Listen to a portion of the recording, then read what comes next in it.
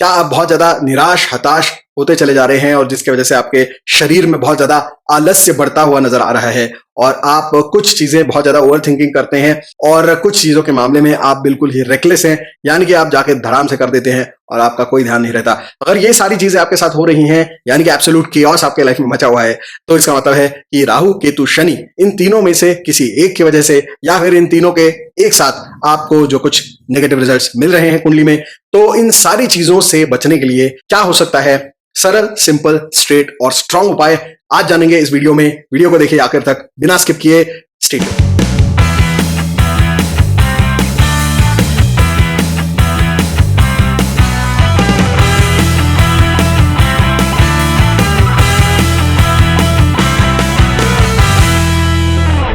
Almost 12-13 साल पुरानी बात है, जब मैंने अपने बिजनेस को जस्ट नया नया शुरू किया था और बहुत ज्यादा कंफ्यूजन होता था, काम में बहुत सारी गलतियां होती थी, बहुत सारे लोगों के साथ अलग अलग एक्सपीरियंसेस आते थे, नेगेटिव पॉजिटिव, और इसीलिए मैं बहुत ज्यादा चिंतित रहता था, बहुत ओवर थिंकिंग करता था, एंग्जाइटी बहुत ज्यादा रहती थी कि कल क्या होगा, परसों क्या होगा, किसी चीज का कोई भरोसा नहीं होता था। And I really was in a very bad negative mental state. और राहु केतु शनि ये जो है वो मुझे बहुत ज्यादा पीड़ा दे रहे थे। तो मैंने क्या किया, इसके लिए मैंने दुर्गा सप्तशती का पाठ किया। तो दुर्गा सप्तशती जो है वो संस्कृत में एक पूरा आप कह सकते हैं ग्रंथ है और इसमें 700 श्लोक हैं, जिनको अगर आप पढ़ते हैं तो ऐसा कहा जाता है कि आपके जीवन में जितनी भी समस्याएं हैं उनके ऊपर आपको कुछ ना कुछ सोल्यूशन जरूर मिल जाएगा। तो जब मैंने ये समझा और जाना, तो क्योंकि मैं संस्कृत में चीजें पढ़ता ही रहता हूं, क्योंकि मैं एस्ट्रोलॉजी वास्तु में इंटरेस्टेड हूं और स्पिरिचुअलिटी, योगा, मेडिटेशन, इन चीजों में मुझे हमेशा से इंटरेस्ट था और मैं 12-13 साल से ही, मतलब 12-13 साल की उम्र से ही मैं बहुत सारी किताबें पढ़ता था। तो संस्कृत पढ़ना मेरे लिए बहुत ज्यादा मुश्किल नहीं था। तो मैंने जो है दुर्गा सप्तशती संस्कृत में खरीदा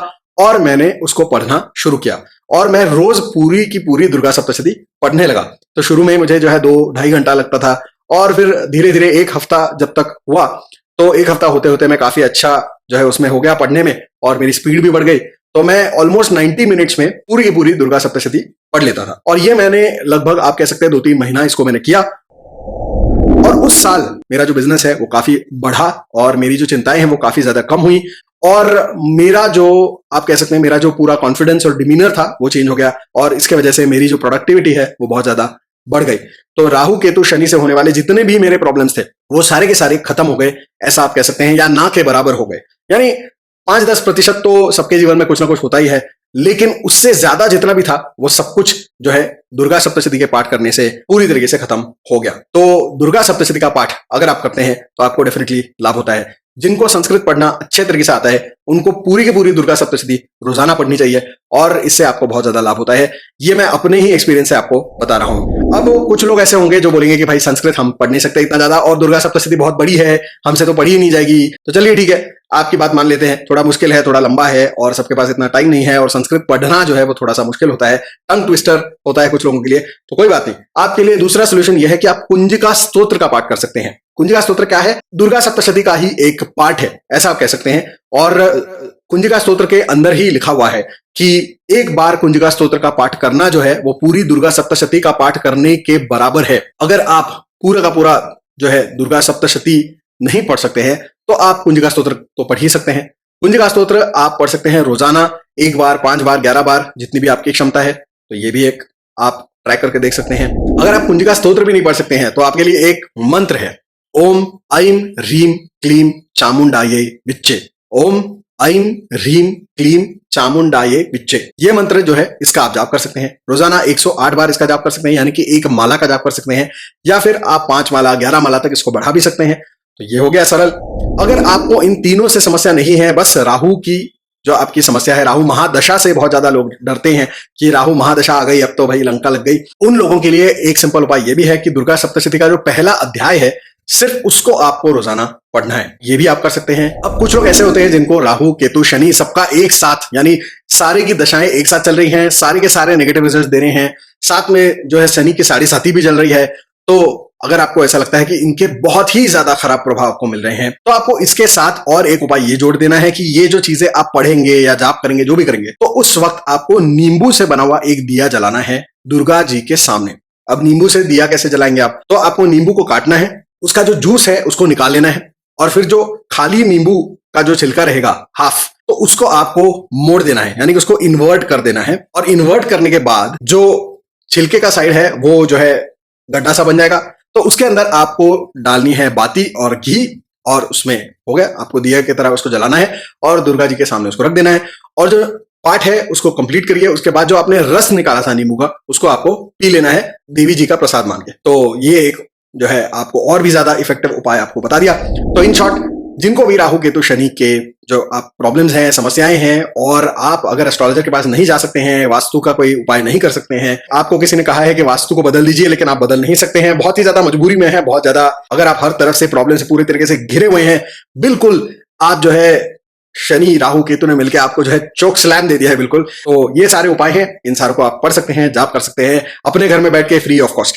अच्छा, तो इसमें कुछ नियम हैं जो लोग बताते हैं कि आपको पहले ये करना होगा, वो करना होगा, आपको ये खा सकते हैं, वो नहीं खा सकते, ब्ला ब्ला ब्ला ब्ला ब्ला। तो क्या होता है कि लोग उसी से डर जाते हैं और फिर कोई कुछ करता ही नहीं है। आपको सिंपल रखना है, जब भी पाठ करें नहा धोकर फिर आपको पाठ करने के लिए बैठना है, नंबर 1। नंबर 2, नॉर्थ फेसिंग या ईस्ट फेसिंग ही बैठना है हमेशा, ये याद रखना है। तीसरा, जब आप बैठें तो सीधा जमीन पे नहीं बैठना है, या बेड पे या कुर्सी पे सीधा नहीं बैठना है। आपको एक कॉटन या वुलन, प्लेन, कोई डिजाइन नहीं होना चाहिए उसके अंदर, एक प्लेन व्हाइट कॉटन या वुलन आपको कपड़ा लेना है, या बैठक जिसको कहते हैं, आसन कह सकते हैं उसको, उसके ऊपर ही आपको हमेशा बैठना है। अगर आपको घुटनों में तकलीफ है तो आप चेयर में या आसन रख सकते हैं, बेड पे रख सकते हैं, और उसके ऊपर आपको बैठना है। तो आपको सीधे जमीन पे, चेयर पे या बेड पे नहीं बैठना है, आपको ये सफेद कपड़ा होना जरूरी है, इसको हम आसन कहेंगे। तो ये आपको यूज करना है, और ये सिर्फ इस उपाय के लिए ही इस्तेमाल करना है। इसके अलावा आपको ना तो ये आसन किसी के साथ शेयर करना है, और ना ही इसको किसी और चीज के लिए इस्तेमाल करना है। ये है सिंपल सरल नियम। रही बात बाकी की चीजें कि जी मैं शराब पीता हूं, मैं सिगरेट पीता हूं, मैं नॉनवेज खाता हूं,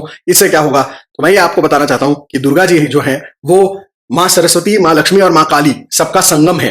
तो दुर्गा जी के मंदिर में बलि भी दिया जाता है, यानी कि मांस तो देवी जी को भी चढ़ाया जाता है, शराब जो है वो भी चढ़ाया जाता है काली मंदिर में। तो इस तरह के कोई नियम आपको फॉलो नहीं करने। अगर आप शराब या सिगरेट छोड़ दें तो अच्छा ही है, क्योंकि वो नशा है, उससे आपको फिजिकल हार्म हो सकता है। लेकिन उसके अलावा ये सारी चीजें अगर आप करते भी हैं तो आप दुर्गा जी की उपासना कर नहीं सकते, ऐसा कुछ नहीं है, मतलब ऐसा कोई नियम नहीं है। बस जब आप ये उपासना करें तो नहा धोकर साफ सुथरे होकर आपको बैठना है। और ऐसा नहीं कि भाई शराब पी के ही बैठे, तो ऐसा नहीं करना है। लेकिन अगर आपने कभी लंच टाइम में कभी पी रखी है, लेकिन रात को आप उपासना कर रहे हैं, या पिछली रात को आपने डिनर पे कहीं पे जो है थोड़ी आपकी शराब हो गई है, लेकिन अगली सुबह को आप पाठ करने वाले हैं, तो उससे कोई फर्क नहीं पड़ता है। नहा धोकर सही दिशा में मुख करके आसन लेकर आपको बैठना है और शुरू करना है। और उसके साथ साथ और भी कुछ नियम होते हैं कि जैसे कि आपको अर्गला स्तोत्र का पाठ करना चाहिए, या जो मंत्र का जाप करना चाहिए, वगैरह वगैरह वगैरह वगैरह। शापोद्धार कुछ जगह पे कहा जाता है। तो ये सारी चीजें जो हैं, ये कर्म कांड की चीजें हैं, इनको आप शुरुआत में बहुत ज्यादा ना ही करें तो अच्छा है, क्योंकि इससे आदमी डिस्करेज ज्यादा होता है। तो ये सब सुन के आदमी करता ही नहीं। तो इससे बेटर ये है कि आप करें। इसमें जाते जाते बोनस टिप, बहुत बड़ा बोनस टिप आपको मैं देता जा रहा हूं, वो ये है कि रोजाना राहु काल को अगर आप पता कर सकते हैं, गूगल करके पता कर सकते हैं राहु काल, और राहु काल में ये पाठ और ये उपाय अगर आप करते हैं तो बहुत ही तगड़ा रिजल्ट आपको देखने को मिल सकता है। ठीक है, तो ये है आज का हमारा वीडियो। और राहु केतु और शनि के लिए अगर आप लाख दुखों की एक दवा ढूंढ रहे थे तो वो आज मैंने आपको दे दी है। तो इसका इस्तेमाल करके देखिए, प्रयोग करके देखिए, मुझे कमेंट करके बताइए कि आपको कैसा लगा। वीडियो को लाइक करिए, ज्यादा से ज्यादा शेयर करिए, चैनल को सब्सक्राइब करिए, बेल आइकन को प्रेस करिए, और stay tuned to my channel. मिलते हैं अगले वीडियो में। May God bless you all.